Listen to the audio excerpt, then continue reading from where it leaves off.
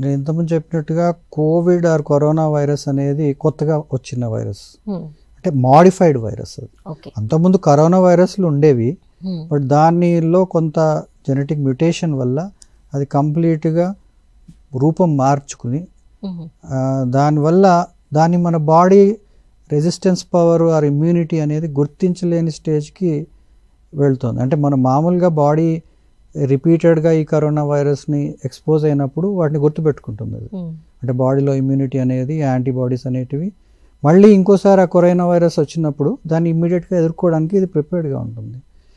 కాకపోతే ఇది ఎప్పుడైతే రూపం మార్చుకున్నప్పుడు అది అటాక్ చేసినప్పుడు దాన్ని గుర్తించలేదు.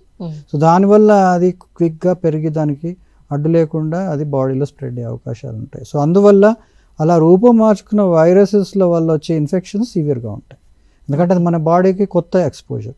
అలా కొంతకాలం రిపీటెడ్గా ఎక్స్పోజ్ అయిన తర్వాత మనం ఇమ్యూనిటీ దానికి కూడా మనం అది గుర్తించగలుగుతుంది. దానివల్ల ఫ్యూచర్లో వచ్చే ఇన్ఫెక్షన్స్ని చాలా వరకు అది కంట్రోల్ చేయగలుగుతుంది.